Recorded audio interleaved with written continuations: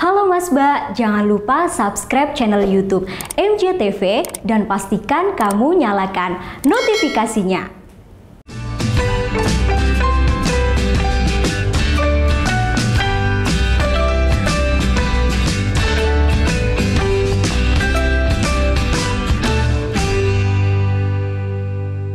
Halo Mas Mbak, balik lagi.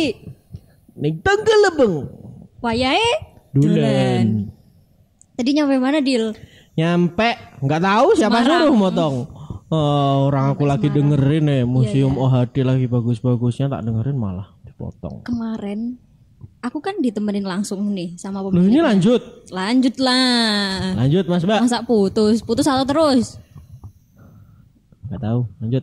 Lanjut ya. Ya. Berarti terus asik. Ya, asik. Yeay. Kemarin aku ditemenin langsung sama Pak OHD-nya. Oi Hang Jin namanya. Makanya museumnya dinamain OHD karena dari namanya dia, Oi Hang Jin. Nah, aku nanya, gimana sih Pak cara merawat lukisan itu? Kan dia punya ribuan lukisan kan. Bayangin nyimpennya gimana sih? Aku Iya, tuh itu kepo dibersihin kan. itu tapi tetap. Tetap, jadi tuh ada kayak ruangan gudang gitu. Aku kira tuh lukisannya ditaruh di lantai gitu kan, ditata di lantai. Ternyata itu tuh tetap digantung, Dil.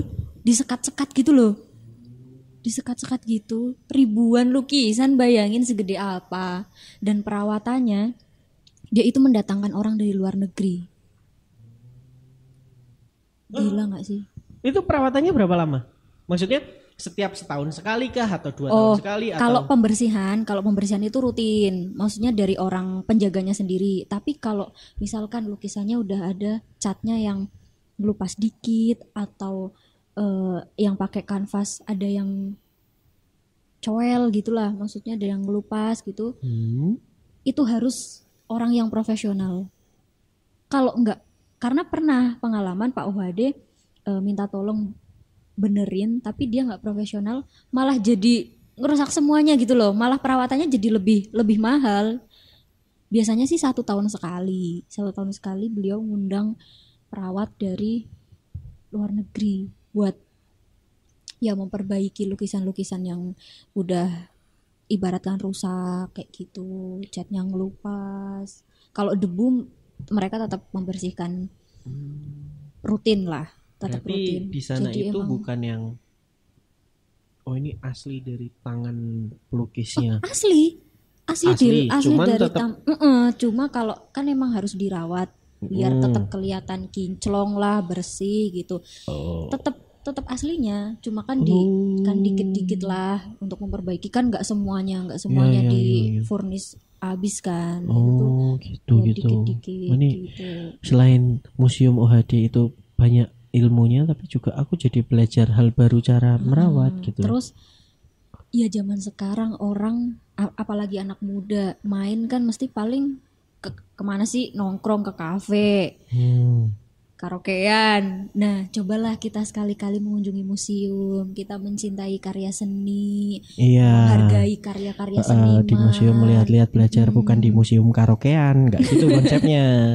Itu. Dan di situ juga nggak cuma dari karya-karya seniman dalam negeri, tapi juga luar negeri itu juga ada. Kita bisa belajar di situ. Kata Pak OHD, kan aku minta tips tuh gimana nih biar anak-anak muda tuh bisa suka sama karya seni. Terus beliau bilang, gimana kita mau cinta kalau kita nggak kenal gitu. Makanya ya mengenali dulu lah, kita coba ke museum, mengenali lukisan-lukisan, patung gitu. Kalau udah kenal, lama-lama suka, pasti dia bakal cinta gitu konsepnya. Katanya sih Witing Tresno jalaran saka kulino. Kita kebiasaan melihat karya seni, kebiasaan melihat sesuatu yang indah-indah, seneng. Oke. Terus kita cinta gitu. Kan dia kolektor lukisan. Setuju. Dia berawal dari situ, Mas Mbak. Ini Mbak Ya Arini sama tuh konsepnya kayak manusia. Kita harus mengenali dulu baru tahu, cinta gitu. Sama halnya ke benda gitu, Mas Mbak. itu tuh bagi aku sama aja kayak aku ngelihat makanan.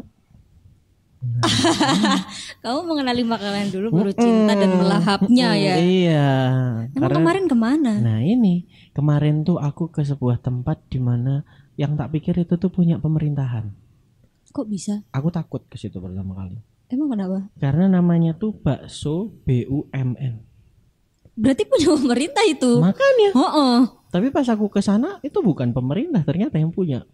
Itu pengelolanya itu namanya Pak Abdullah. Pak Abdullah mungkin pegawai BUMN. Memang penjual bakso BUMN, pegawai BUMN, nggak salah dong kosakatanya, bener. Pegawainya berarti BUMN. Iya, semua. pegawai BUMN, bener. Bener ya. BUMN tuh singkatan bukan main. Jadi baksonya tuh bukan main. Jadi di situ tuh makan bakso bukan main gitu. Di situ disuruh makan bukan main-main. Iyalah bener. Iya. Pinter ya orangnya. Udah gitu aja mas.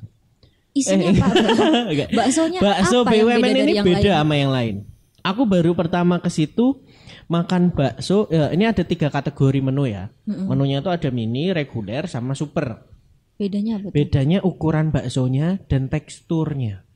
Ini kita ngomongin tekstur tuh ibarat kita ngomongin tekstur.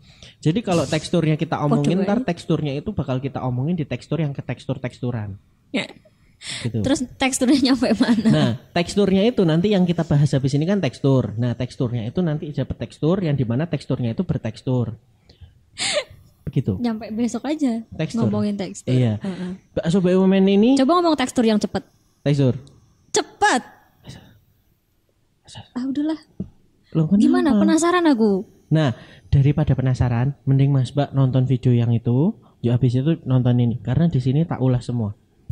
Tekstur si bakso itu teksturnya nih ya. Nah, si tekstur. Tak kaplok iki gue sumpah. Tak Kalau kaplok. dimarahin sama Mas Mbak. Ya, ini tuh namanya strategi. Penjualan. Tekstur. Kita ngomongin tekstur bukan penjualan, mana ada. Jadi tekstur itu berstrategi. Pusing aku.